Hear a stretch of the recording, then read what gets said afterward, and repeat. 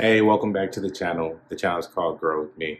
I'm sorry I've been away for quite a while. Been quite busy in life with just family, work, receiving a promotion, and then also finishing my graduate degree from Western Governors University. I'd also like to mention that during this time, I learned a second language, Spanish, which I'll have another video posted here to this channel.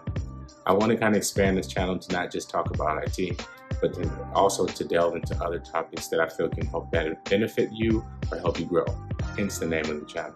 You know why you're here. You read the title of the video. This video is going to be tailored to those looking to get their first job or to get their feet wet in IT. So if you like content like this, if you feel that my previous videos or this video could provide some sort of value to you, please make sure to like and subscribe. It surely does help the channel so that I can provide more content. But with no further ado, here we go. So we're going to break this video up into several sections. The first section being discovery. Discovery phase consists of deep diving into the world of IT and the endless opportunities that are within it. We're truly doing your due diligence into the field and discovering all of the different layers that are within the tech or IT field. Now this goes with discovering the pros and then also discovering the cons, because there are many of both. Before you get started, I would say that it's very important to understand the scope of the journey that you're going to embark on so that you can weigh, is this worth it in the long run for me, or do I simply need to look for something that better tailors towards my skills? For your discovery, you can expect to discover roles that will pique your interest, as well as some that you feel that may not be for you. And don't worry, this is completely normal. But this is why the discovery phase is very important, so that you can do your due diligence and not just learn about specific roles from just watching YouTube videos. This will help you have a better overarching understanding of how tech works, how system works, and where you can fit into this entire mix. Now one thing that I would challenge you to do before you start the discovery phase or during the discovery phase is imagine what type of lifestyle that you want and try to find or tailor this to a specific job that you have in mind. So that way when you get deep into your discovery, you already know kind of where you want to take this. Part 2, which is going to be studying. Now to prepare yourself for these roles, it is going to be crucial that you're studying. And this is kind of a side note here. I often tell people that tech and IT roles, or the skills that are associated with these roles, are more like trades. Okay, education is important, certifications are important, but your hands-on knowledge is really going to be the most important thing that helps you stand out against the competition. Now, if you've never worked in any sort of technical field, my first suggestion to you is going to be help desk. And I know a lot of people, they watch these YouTube videos and you see people, how to become a systems engineer in 1 year, how to become a cloud engineer, how to become this, how to become that in a year. And while those videos are great, I think the downside of that is it allows people to overlook roles that will truly help them grow. And they also start out at a pretty decent salary. Help desk roles are going to be, especially starting out, they're going to be a very pivotal role for you in your development and where you can go in the future. Through these entry-level positions, you get exposure to so many different things, and you get to work with so many different things, which allows you to discover what you're good at. And after landing a role like this, you can specify and then aim towards those jobs. But it's going to be much easier to get that second level or third level job, mid-level or senior level position, already having some sort of experience with these technologies. As I stated before, the help desk role offers you plenty of real world experience and exposure. And for me, this is not something that should be easily overlooked. It would be a travesty to overlook a help desk position just simply because the stigma that comes along with it. Or I'm just helping someone fix computers, or I'm just on the phone helping someone. Well, if you can earn a good salary by getting that exposure, you can truly plot out your future. And I think in the long run, that's more important than just chasing a title. But more on that later. Now, what are you going to be studying? I would say the first thing I would start out is a basic introduction to IT class. This is going to help you familiarize yourself with common equipment, technologies, terminology, and then also It's going to help you understand the overarching theme of information technology as a whole.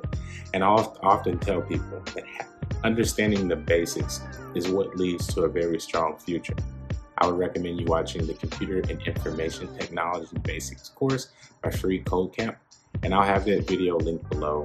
It's a very dense and good video, and I think it will serve a great purpose for someone that's just starting out. Now, after you complete this video, there are going to be some additional basic concepts that I think that you should start tackling or reading on to understand and build your knowledge and prepare yourself for the interview stage. So basic networking concepts, IP addressing, subnetting, DNS, DHCP, common network protocols. These are all going to be very pivotal for you to understand.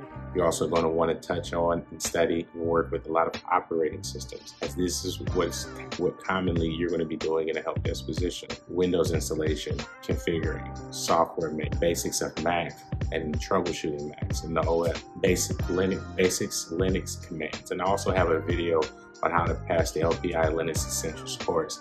But the reason I'm recommending this is not to watch that video to pass that course. Free Cisco class that allows you to get hands-on experience working with the Linux CLI. And then also hardware knowledge. You're going to want to familiarize yourself with the components of a computer, RAM, CPU, hard drives, etc.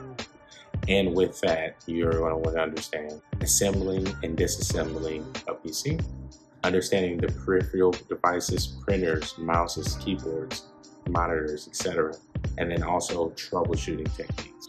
You're going to want to get a decent understanding of systematic problem-solving methods, so common hardware and software issues and how to resolve those, diagnostic tools and software, and a very solid understanding of customer service skills and build those soft skills.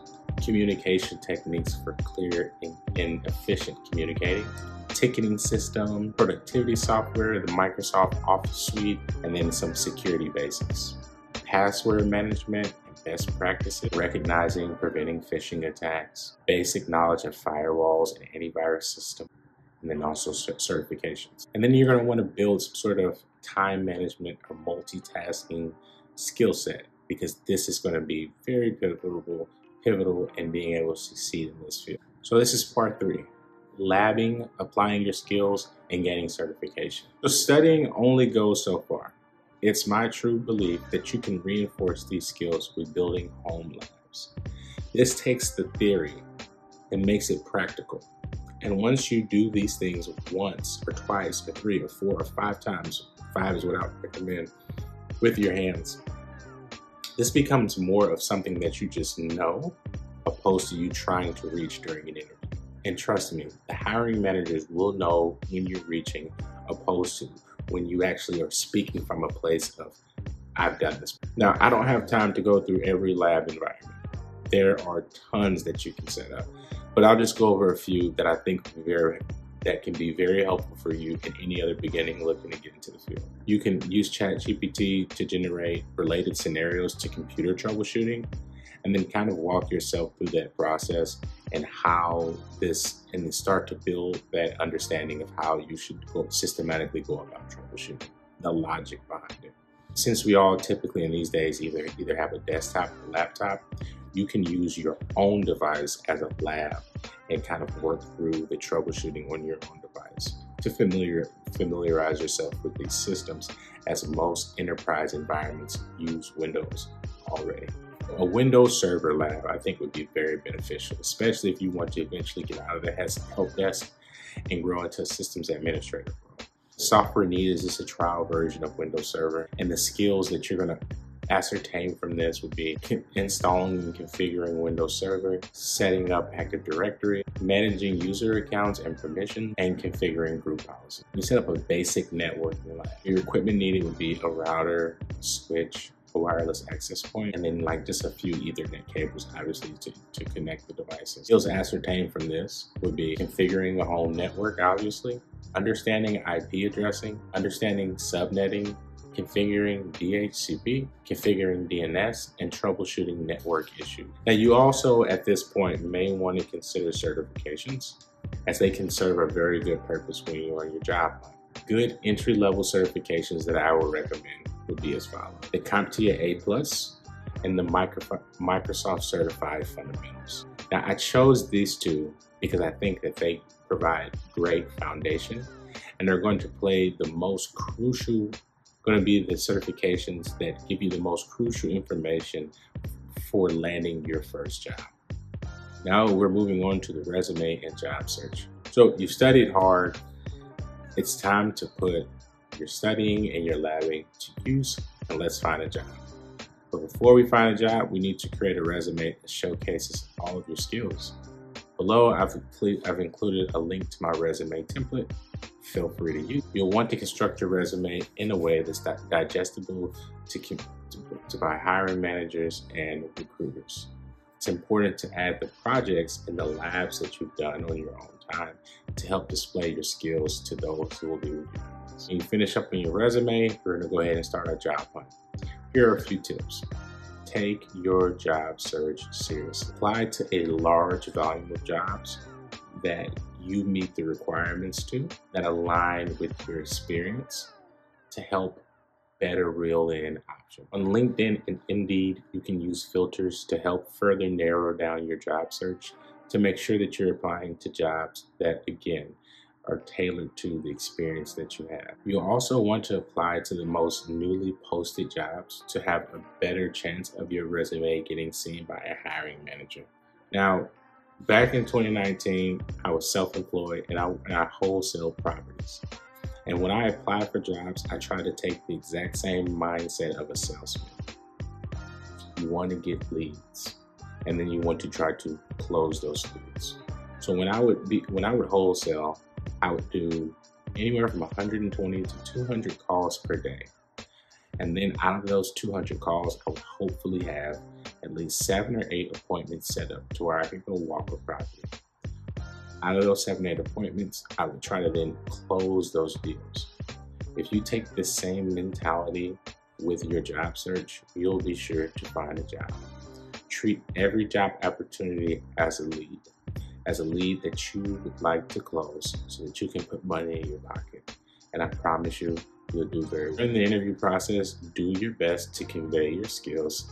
Speak slowly, take your time, thoroughly review any questions that are asked of you before you give a response, and you'll do fine. You've put in the hard work, and at this point, I think you're ready to take it. Josh Madakor is also a WGU graduate, and he has a great video on how to go about your job search when looking for jobs in tech. I'll have that link below in my description. He explains it much better than I can. And also an additional tip. When you get your interview, whether it be through Indeed or LinkedIn, I would highly recommend going to that to the job description and studying for that interview. And this is one thing you'll have to get used to in the field, is studying for interviews. If there are technologies that you are not yet familiar with, you can do a quick 24-hour to 48-hour study session where you go hard and maybe build out these environments, or use some sort of course to get hands-on experience with these environments before your job interview, just to make sure that you are prepared all the way. This will also convey to employers that you take this very seriously. You can also feed these job descriptions to ChatGPT and have it generate interview questions to help better prepare yourself for the interview. It does very good at this, and this is a method that I've used in myself. So to sum this whole video up, you can absolutely get your first job in tech. You need to apply a plan and be feasible with it. You have to study hard and then apply those study skills to close the job and to convey to the employer that you are the right person for the job. And it will be extremely rewarding because this is the first step in a career that has endless opportunities. Guys, that is it. If you have any questions, I'm always here to answer anything. I'm going to start producing content more regularly. The next video is going to be my review of the Western Governors University's MS in IT Management degree, and then we'll move on to try to do some videos related to actual labbing or skills that I think that you can take on to your next job or interview. Thank you guys for watching. Please like and subscribe. You guys have a great day.